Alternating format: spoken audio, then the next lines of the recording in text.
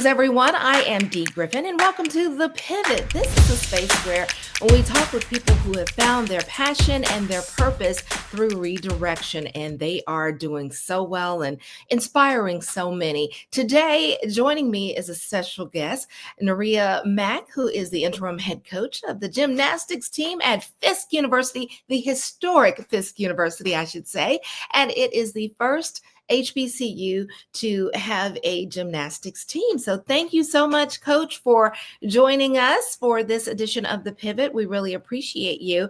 And you and I both share a passion and love for Memphis, Tennessee, because you're from Memphis. And I spent 8 years of my career and life in Memphis, and I just adore Memphis and love it. It's the city that reaches out and hugs you and embraces you and just hold on. And I just love it. And I'm so glad that Memphis was a big part of my life.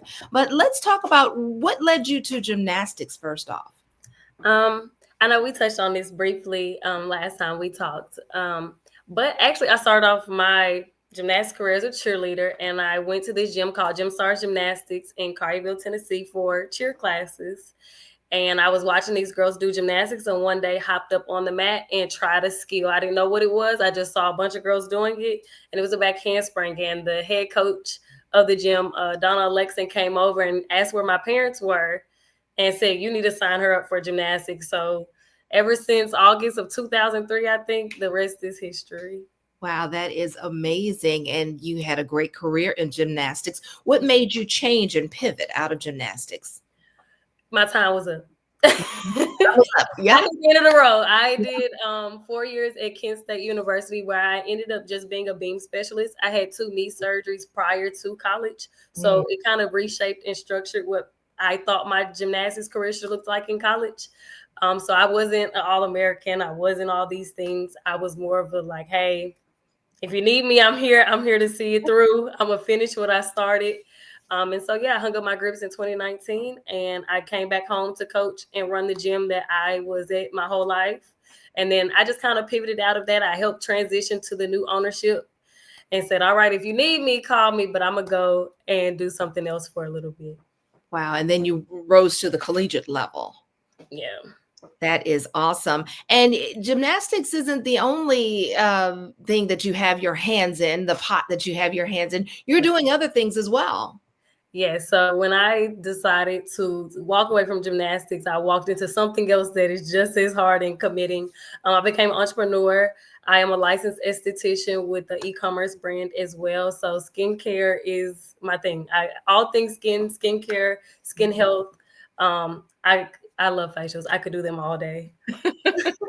I need to call you for that. Come on.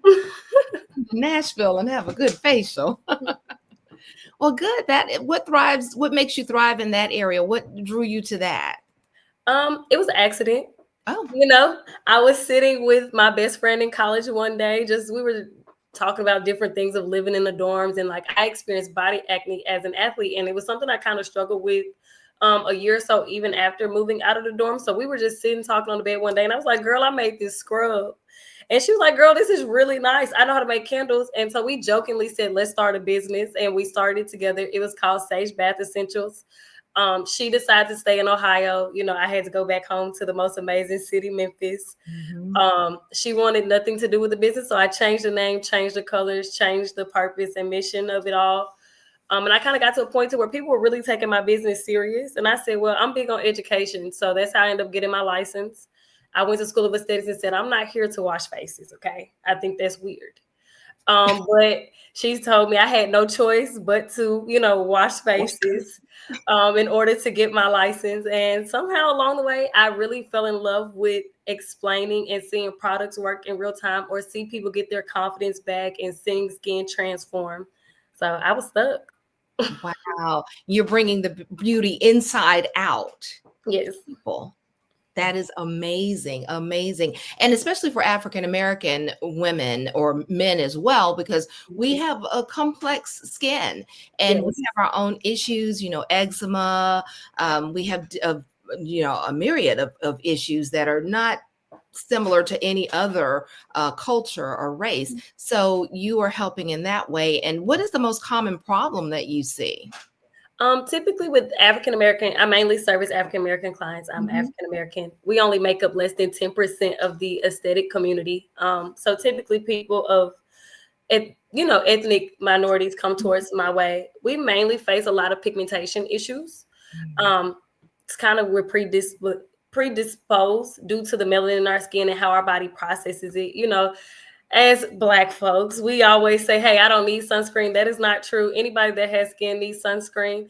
If we're Mhm. not protecting ourselves from, these pigmentation issues, how do we expect to keep them from getting darker or causing long-term issues like skin cancer or, where we need to get the chemical peels, microneedling, all those things like that.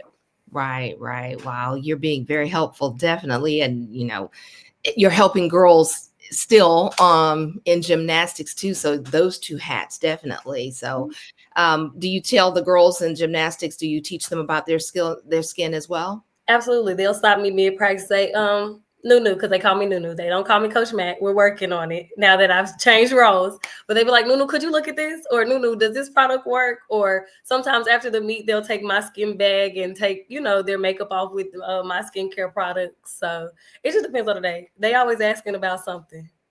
That's good. That's you're educating them on a different level, several levels, and being a mentor as well, and a big sis, I'm sure too. Yeah. Um, and pivoting is scary. A lot of people are in something, and this is what they're known for, or this is what they like, this is what motivates them, this is what energizes them, but they know I've come to the end. Just like you said, it was time.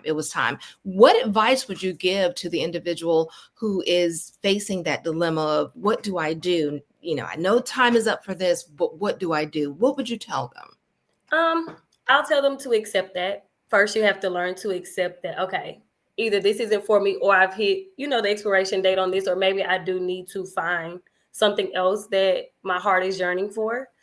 And just be gracious with yourself and understand that it's okay to be sad that one chapter is over and another's beginning. Just like you are sad, you're allowed to be excited. You're allowed to make mistakes. Same thing I tell my sister all the time. Man, if I could start this business over, this is what I would tell myself. I wouldn't be so hard on myself. I wouldn't be so mad at making mistakes, because at the end of the day, in the words of Glorilla, the day gotta end. The day. you know. Oh, that's right. Memphis is on. Yes.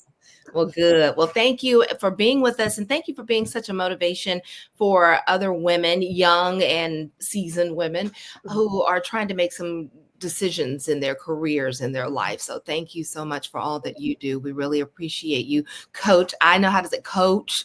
So Coach Mack, we're really proud of you, and thank you for continuing the program at Fisk University and continuing to be history makers. So, and I'll look for you on the yard when I come up to campus one day soon, hopefully. I'll be here. All right, great seeing you.